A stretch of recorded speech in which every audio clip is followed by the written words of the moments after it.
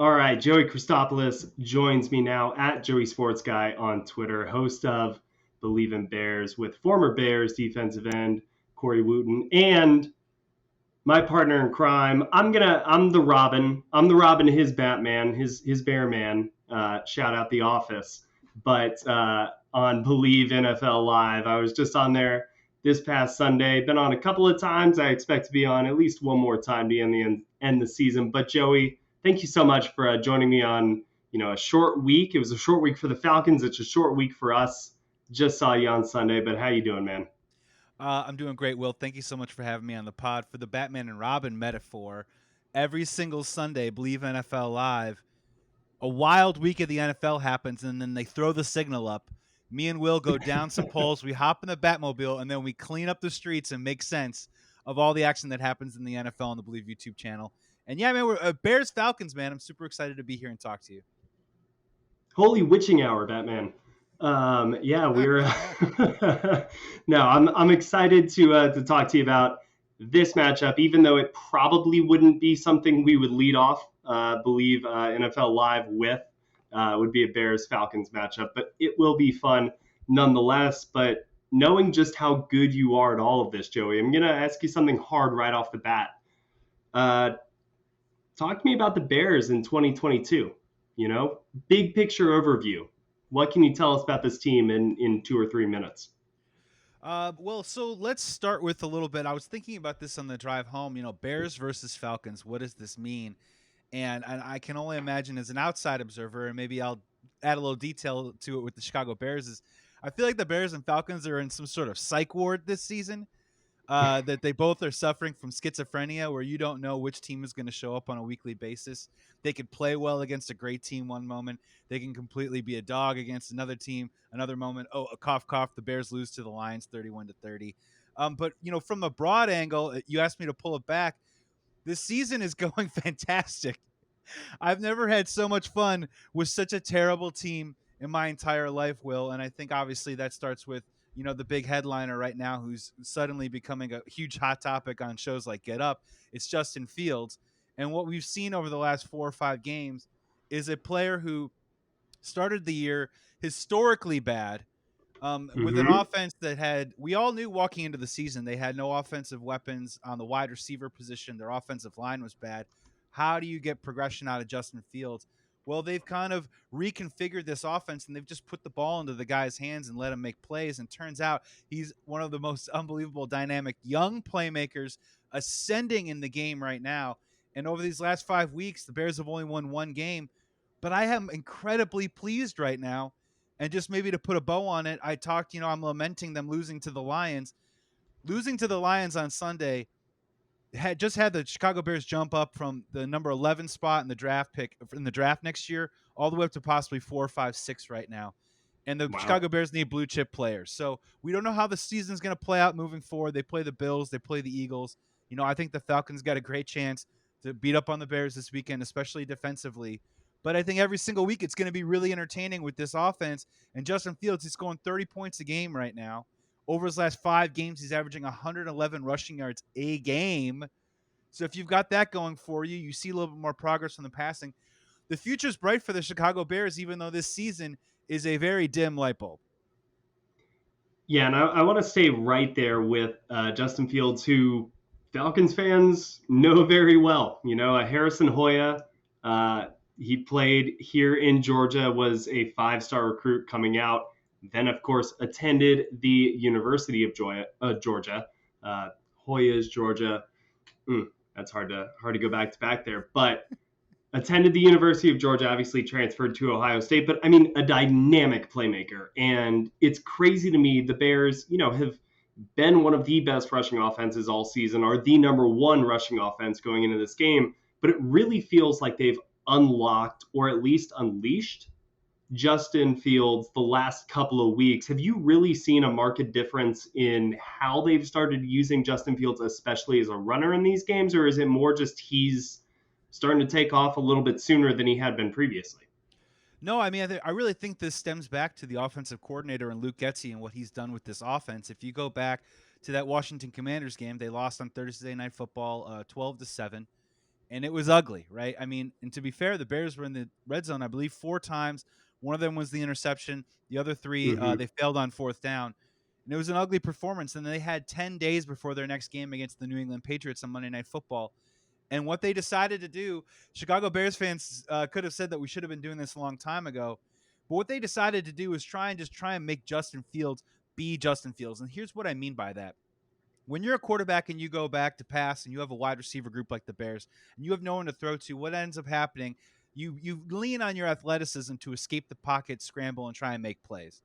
What they're doing now with Justin Fields, though, are these designed runs, these RPOs, having him make decisions. And what they realize is, oh, you're telling me Justin Fields can pick up 6 yards whenever he wants to on a designed run? And this has two effects. The first one is with the designed run, Will, is he's not getting beat up as much as he was in the beginning of the year because he actually knows where the defenders are going to be in a blocking scheme when you have a Hmm. designed run. When you scramble, you have no idea where it's coming from, right? You're running with your hair on fire. Right. These design runs have actually opened it up and actually have kept him healthy while also running the ball at the same time. Kind of an oxymoron, but it's working.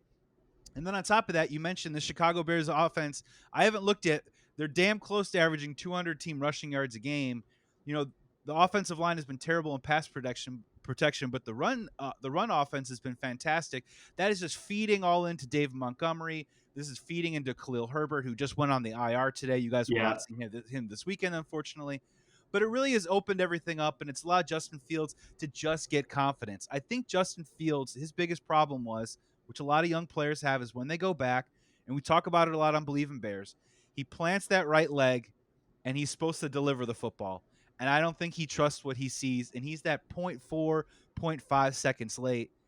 If you can get him some easy throws or create some design runs to get him some first downs and feel good about himself, now all of a sudden when he plants that right leg, he's kind of ripping it a little bit. And it's all starting to come to him a little bit. He's got a long way to go. He's setting NFL records right now, but let's be honest, I think there's a lot of progress to make. And it's the way we've drawn up the offense. It really has changed, and it really has opened up a lot of doors and a lot of eyes for Chicago Bears fans to the ceiling that Justin Fields can have. Yeah, and I saw that he has looked sharper, particularly on some of these bootlegs, where he is starting to, like you said, plant that foot, make that read, deliver that pass. That's such a huge Kyle Shanahan part Mm-hmm. of an offense. Is all right. The quarterback, you're kind of responsible for that upfield rusher on these bootlegs. It's on you, and he certainly has the athleticism to make that play. And you almost wonder if at times early on he was too athletic and kind of booting out a little too far in some of those bootleg passing plays. But talk to me a little bit about the Khalil Herbert absence, because on the one hand, bottom line dynamic special teams player who, regardless of his usage, he was going to impact the game in that way. But not being there on offense to spell David Montgomery, not being that impact player on special teams, how big of a loss is this for Chicago? Honestly, I think it's a lot bigger than people are going to be making it out to be honest with you, because look, David Montgomery, he is what we call the heart and soul of the offense right now. He is the emotional leader in the huddle, but the guy just can't break 20, 25-yard runs off. He just doesn't have that speed. What he will do is he will put his shoulder, or you know what I mean, his helmet right into your belly, and he will push you Hmm. 4 or 5 yards down the field and pick up some important first downs. That's great for an offense. What Khalil Herbert does in an offense that is so bereft of talented players on the outside, Khalil Herbert was our only home run hitter. I think he's got at least 3 or 4 runs of 40+ yards this year. And you just kind of see the offense play with a different tempo when he's on the field. They would always go 2 series with David Montgomery, then one with Khalil Herbert. And then Khalil Herbert comes in and he just adds that different speed, that slickness in between the tackles. And he's a different guy that you have to account for. You know, if for Justin Fields, I'm not sure how much it will affect him because Khalil Herbert is an awful pass protector. So David Montgomery is going to have to be out there a little bit more. But when we bring in a guy like a Tristan Ebner, one of our rookies, there's going to be a steep drop off there. And I just think it takes a little bit more explosiveness out of a team that is trying to build and mature an attitude and a style of explosiveness, something that they didn't have in the first month of the season. So I think it's going to hurt this team. I really do. I mean, a backup running back, typically you go, okay, you know what I mean? But I'm not sure Yeah. how it affects Justin Fields, but especially this Sunday, I think it is going to have an effect in the outcome of the game. Let's flip over to the defensive side because you Ooh. mentioned right. You mentioned you're a little worried about that. Can you explain why? I can't close my eyes right now. I'm going to start hyperbolic, and we're going to kind of move forward from there. I think this is Oh the worst heck yeah! Chicago. This is the worst Chicago Bears defense scene I've ever seen in my Chicago Bears life. There it And I is. have, and we've known it. We've known defense our whole life, and we've seen a couple of bad ones, but most we always hang our hat on tough defense and running the ball. Man, what's This is that the like? good grief. Yeah. Hey, Michael Turner, leave him alone. All Those were right, the it's good not the years. running game. We don't know what a defense is, though. All right, Those were the shout good out years. John Abraham, though. Yeah. But it is the worst defense I think I've ever seen in my Chicago Bears life, outside of maybe one of the Mark Trestman defenses of 2013. You Mm, walked into this year and you said yourself, you spent draft capital on your secondary and Jaquan Brisker and Kyler Gordon. Both solid players, right? But as you know, it all starts up in the trenches. And from the moment that Ryan Poles, first year general manager, decided he tried to sign Larry Ogunjobi from the Bengals away. He failed a physical. They did not come back to the table and consummate a deal. The dude's on the Steelers now. But once that happened, Ryan Poles, for whatever reason, decided to punt. And look, I like what Ryan Poles has done, but this is a little bit of a criticism on my part that I bring up on the pod. For a first year GM, I think there was a whiff of arrogance in terms of how he decided to construct his defensive line. And think about like interesting. fantasy football. It's like, you know what? I don't need a quarterback. I'm going to take one in the 10th or 12th round. He literally kind of went bottom shelf shopping on the defensive line and was like, I'm just going to plug and play some guys. And with our system, it's going to work out. Well, this defensive line is absolutely brutal. We don't hit the quarterback. We do pick up a sack or two a game, but not a lot of pressure. Our gap discipline has been awful all season long. You can see us. I'm thinking the Falcons are going to do this. If you move us left to right and have us guessing, you're going to keep us a step slow, and you're going to be able to run it on us all day long. Go back and look at the Giants tape versus the Bears. It's truly Mm, awful. And then on top of that, we traded Roquan Smith and Robert Quinn at midseason. Roquan Smith was by far our best defensive player. And I like the moves for the draft capital we got back, but clearly, we if you thought we could sink any lower, we have. And I just don't see a team that should not be able to score at least 24 to 30 points on this defense on the regular, and I expect the same from the Falcons this week. yeah, I mean, when I was watching the last couple of games for the Bears, which is something I try to do going into every matchup, just to get an idea of how a team's playing recently, I kind of came away knowing the least about the defense because of the nature of the way the Dolphins play, the nature of the Yeah. way that the Lions play, right? Like they're very different from how Atlanta plays the game, and they rely a lot on the skill that they have on the perimeter, or in DeAndre Swift's case, kind of like the ability to get that perimeter really quickly, more than the Falcons will. And Cordero Patterson, Tyler Algier, like they can occupy space really well, but they are mostly going to be really effective kind of tackle to tackle. And I looked at the space that the Dolphins and the Lions were able to create, and I wondered, can the Falcons recreate this? But you're saying that maybe that's going to be the case if the Falcons are able to use pre snap motion, some of these jet sweeps, like bootlegs, things like that. Are they going to be able to kind of manipulate space? Is that what you're worried about in this game? Yeah, our eye discipline is awful, and I think if you create an eye discipline issue with our defense early in the game, I think that creates gap discipline, and then you can come back inside between the tackles and really hammer us. I just know for a fact that if you watch the Chicago Bears defense through every single game this year, running backs get past the line of scrimmage untouched into the second level consistently over and over again, and then we're asking ourselves the question of, can our secondary, our young secondary Brisker, can our young quarterback Kyler Gordon have the fundamentals of tackling and make it happen? It shouldn't come down to that, right? You know what I mean? You should be able to Right. stuff it up the middle. And look, I think that it's going to be a recipe for success for the Falcons this weekend. In terms of the passing, we are moderate. You know what I mean? I don't think, you'll see the Tyreek Hill, of course, he's burning everybody in the league this season.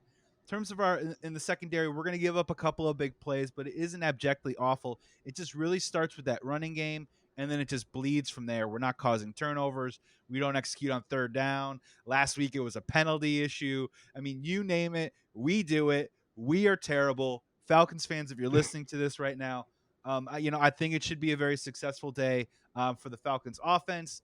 And again, with Justin Fields, he's scoring points right now, but we're not playing with a lot of leads right now. We're averaging 30 points a game. And I guarantee you, if you look it up, the amount of time that we've actually had a lead in the game the last 4 weeks, it's been minimal. So we just give it right back. And there's an opportunity where maybe it's a get right game for the Falcons, but maybe kind of a fool's gold game, right? Because I just think the Bears defense it's just bad, man. I wanna fluff up my team, and I want to come on here and be a homer. I'm a homer for Justin Fields, but the defense is truly terrible.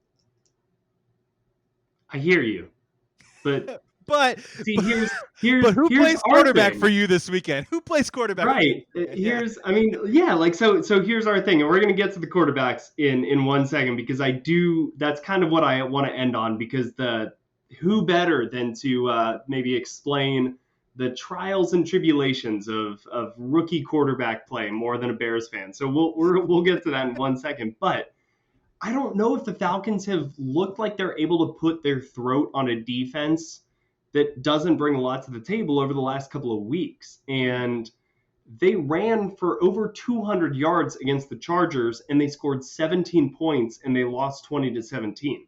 And that Yeah. was the worst ranked defense on a per play basis in the NFL in a game where they get Cordero Patterson back. So I think that what they showed against Carolina, they did not run the ball effectively. And then you saw how everything just kind of falls apart. It's like the bottom part of a house of cards gets pulled out and just nothing is able to hold anything up. Like that is what I worry about with this Falcons. And it had less to do with Marcus Mariota or Desmond Ritter or injuries on the offensive line. It's just kind of, I don't know if this team kind of has that overall ability to really like put a team away. And they have not shown it yet this season. Every game, and we use this often in defense of this team as a reason to point why they're better than we expected, but every game has been close. Yeah. And that 49ers game we thought was going to be a turning point because it ended up being a little bit of a bigger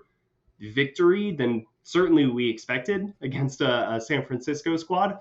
But now it looks a little bit more of like an outlier. And so I just expect maybe this game to be a 31-30 type of game again. And Yeah.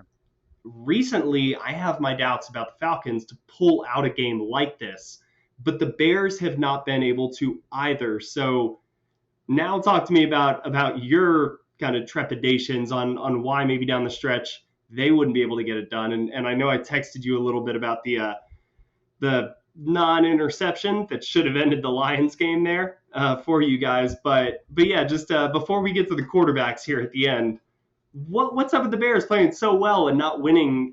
The Dolphins game's a little bit of a different scenario, but they've been in these games recently. Why can't they pull them out? To quote my beautiful broccoli and lean chicken head coach, Matt Eberflus, doesn't taste good going down, but damn it, he's good for you. It comes down to execution, right? And I think this is what we're seeing. And I'm sure you guys have witnessed this before, and you see it from a mile away with an NFL football team. Is there's two things at play. The first one is, to the Bears' credit, the coaching staff in the training camp really harped on and prioritized conditioning. And in my opinion, the Chicago Bears are actually a really well conditioned team, and they're one of the youngest football teams in the NFL right now. So you're going to see them for all 4 quarters, right? They're not going to lull. You're not going to see guys with hands on their hips in the fourth quarter, gassed or anything like that. They're going to keep playing. They're going to keep coming. But on the flip side of that, they are such a young team. They cannot play 4 quarters of football. And I'm not even saying that in a cliched sense. It's just a bad stretch will happen at one point or the other. And when it comes down to it, they're unable to seal the deal. We're giddy. We're over the moon for Justin Fields right now through over the last 5 games. But you know what? His fourth quarter numbers, they're not that great right now. They really aren't. And in these situations where, again, even when we're scoring 30 points a game, we're down in the fourth quarter every time.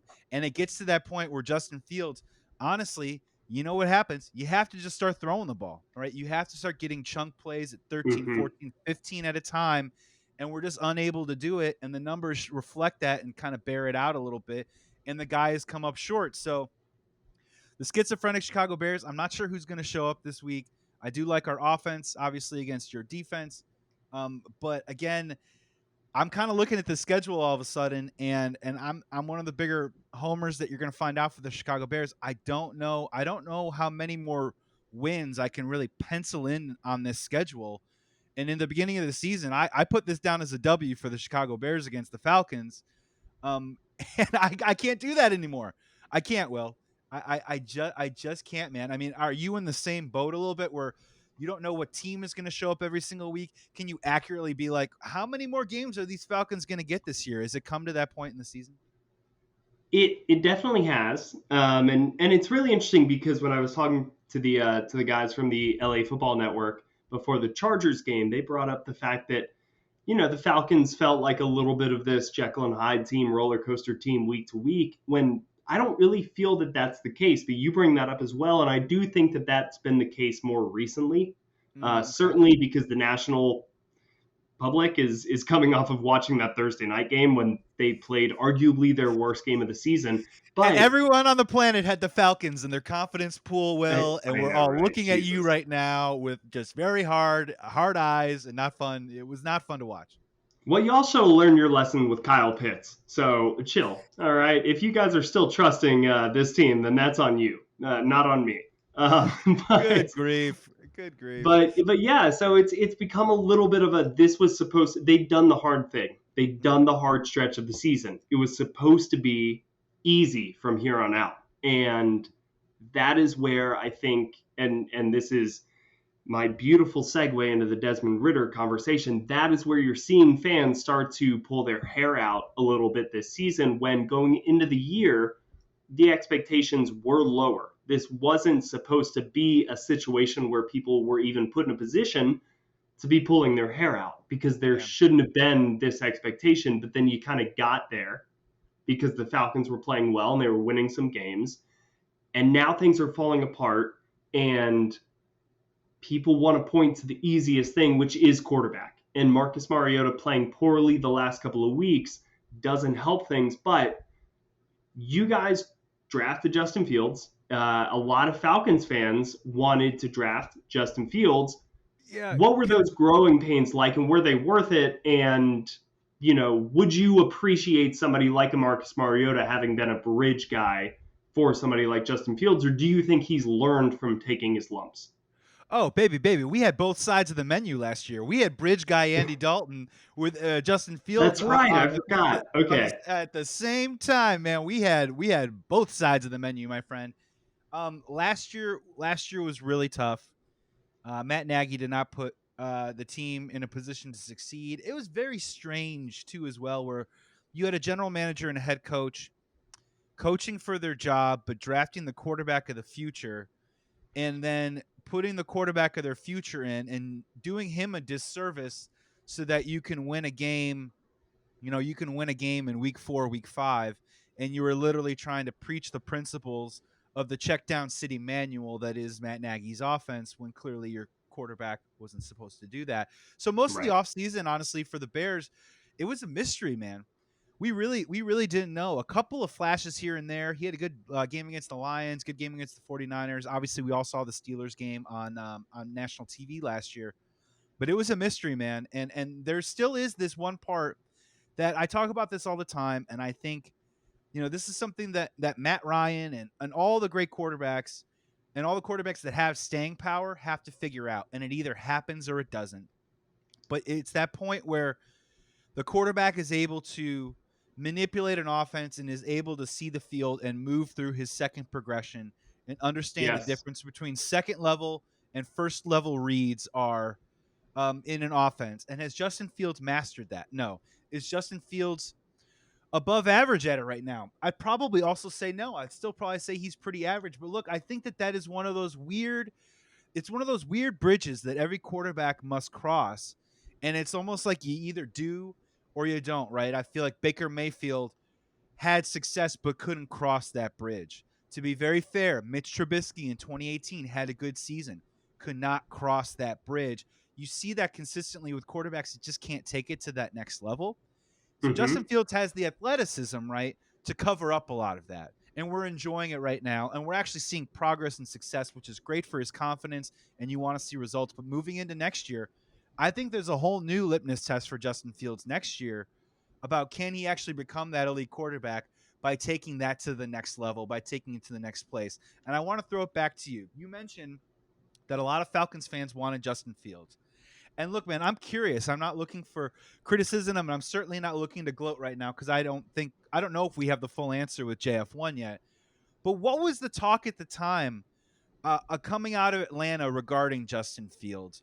Why in the end did they not take him in the draft in 2020? I can't buy this whole they still believed in Matt Ryan. I can't buy it. So what do you think it actually honestly ended up coming down to?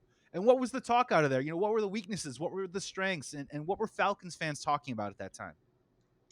Yeah, I can only speculate as to the reason the team didn't go in that direction. Yeah. But I can say I think a lot of the benefits, publicly, probably internally, again, local kid from Kennesaw, Georgia, right in the suburbs, like a very would be very popular. Plays a style to arguably the most popular player, In even franchise history? lumping Yep.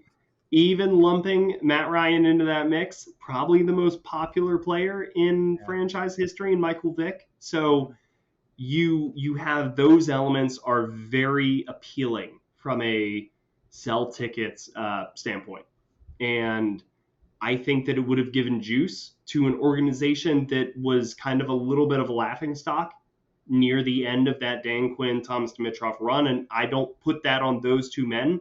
I think that they did the best job kind of that they felt that they could, but it was really tough to get over 28-3. In a lot of ways, it still is. Yeah. So that was a big stink. But I think that the reason they didn't ultimately go in that direction is very similar with the reason why they waited until the third round to get Desmond Ritter. Like they're focused on building the best team, not the best team quickly, right? Like Yeah. they're not trying to expedite something. They don't want the microwave version of your chicken nuggets, right? Or your chicken wings, right? They want to preheat the oven. They want to get that thing nice and warm. They want the crispy bite at the end. They don't want those Luke ass warm chicken nuggets. They want the crunch. They want it to be good. And so that I think is why they didn't pull the trigger on Justin Fields. They went ultimately with Kyle Pitts, Drake London. They're building the best team, not just the best quarterback led team. Well, and I think that's really interesting too because, you know, look at what's going on with the Chicago Bears right now, really quick. And look, we're excited about the future. But next Mm-hmm. year will be Justin Fields' third year in the NFL. His rookie clock, that window that you have to capitalize when a rookie quarterback is awesome before you have to pay him buku bucks. And guess what? It's going to be in the 40, 45, $50 million range a year for a quarterback that's worth his salt in this league. You Yep. have to capitalize on those years. So I can kind of understand that, right? If you're the Falcons and you're thinking to yourself, let's build a solid team up and down with some depth and then Mm-hmm. find that quarterback and start his 5-year clock with everything already built around it. Where if you're the Chicago Bears right now, they're trying to do this rebuild this year. We talk a lot about salary cap and draft capital. Well, guess what, though? They got to get back in the mix quickly because not Yeah. only do you have to capitalize on Justin Fields, you have to find out if he's an elite quarterback sooner than later. So it Yeah. accelerates this team building right now because you're going to have to make a decision on him. So, no, I think that's an interesting perspective. And my final point is when we traded up for Justin Fields, I definitely thought the Chicago Bears and Ryan Pace were taking Mac Jones. So I'm happy. And not I didn't want that. Yeah. I just went, oh dear God, they're taking Mac Jones. Okay, wrap your head around it. Breathe, Joey. Breathe. It's gonna be okay. And you know what? They took Justin Fields, and I'm happy they did. I remember living with a huge Chicago Bears fan in 2017, I Bleav. Yeah, 2017 during the draft when they traded up for Mitch Trubisky and all he wanted was Jamal Adams. And he was like, they traded up to 2? What did they do? What are they doing? Why did they do that? Like, he just freaked out. And I was sitting there telling him, I was like, dude, Jamal Adams is a stud. Y'all are going to, of course, Eddie Jackson becomes the pick. He's playing really well. So you can't hate on that. And well, we But thought at the time when they traded up to 2, me and my Bears fans, we were at a Buffalo Wild Wings because that's what you do in Southern California because the bars out here aren't awesome. So we're at a Buffalo Wild Wings, and we all shook each other's hands, and we like very, very calmly went, "Okay, it's Deshaun Watson." Okay, yeah, Deshaun Watson, wow. congratulations, everyone. That would have been, yeah. Bullet dodged, right? But I mean, and look, I like Mahomes, but no one in their right mind was even like sniffing Mahomes in the top 5. Even when the Chiefs traded up to get him, Well, everyone PFF went, whoa. PFF had him number 1, but they were the outlier at that time. Right. Like, that's what they hung their hat on in a lot of ways. Yeah, and we were all like, okay, proven college quarterback, the dude's a winner. Deshaun Watson, this is why you trade up. And then our mouths dropped to the floor when he took Trubisky. And then we start rationalizing and being like, oh, well, that sounds like a great, Polish sandwich and, off of Damon and whatever in Chicago. North Carolina, smart. He breeds the field. My favorite one was my favorite one in my head was you know what, maybe he's just a really good Tony Romo like player. I always thought I was hoping that his ceiling would have been Tony Romo, and even then, that's not that great. You know what I mean? So yeah, it's great in the booth. Oh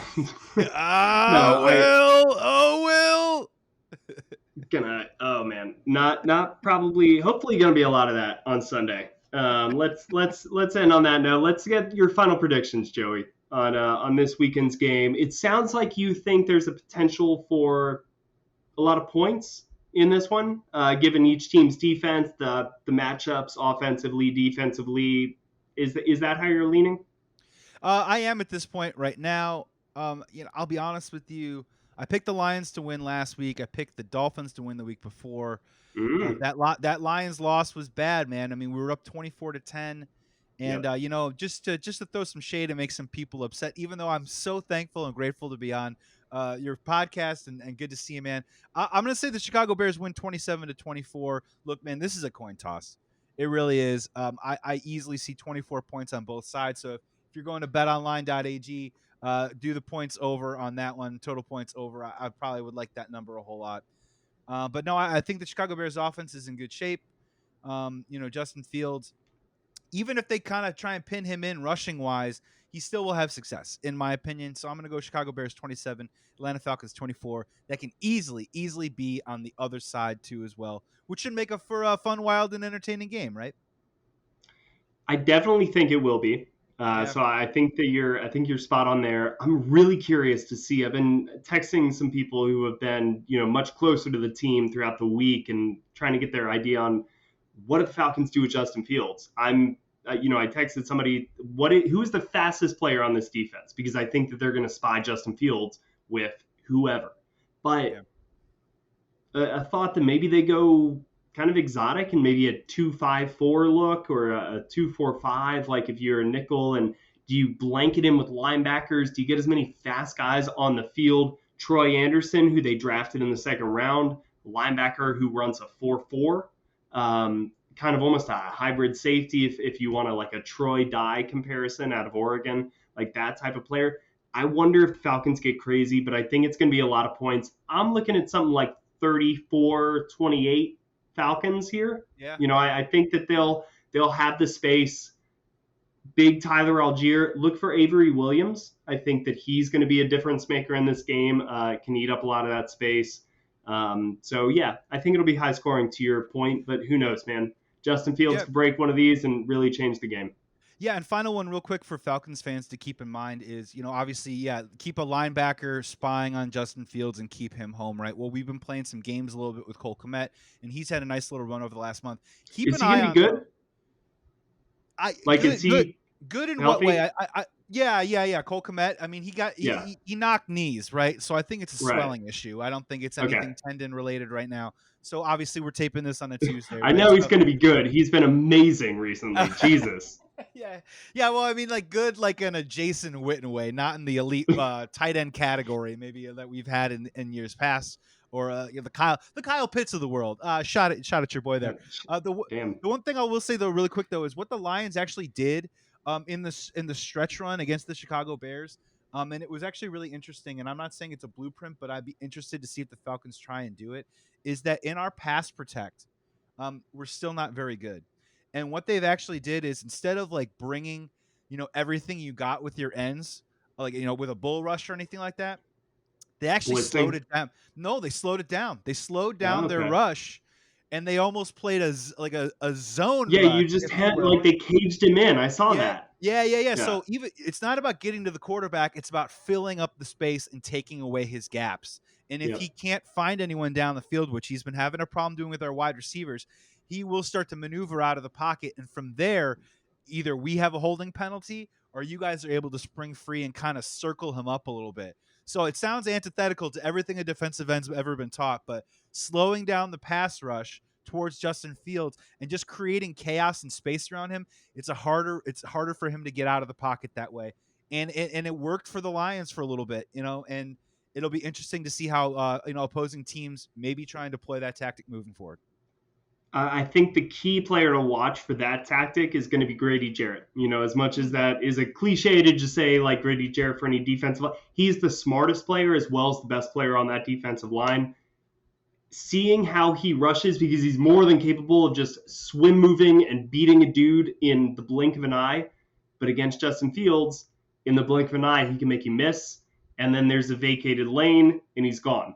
Yep. So if Grady Jarrett kind of hesitates on his rush a little bit and is more like punching and looking, that is where I think you're going to see that that's a big point of concern for Atlanta heading into this game is we're not focused on getting him to the ground. We're focused on not letting him past us.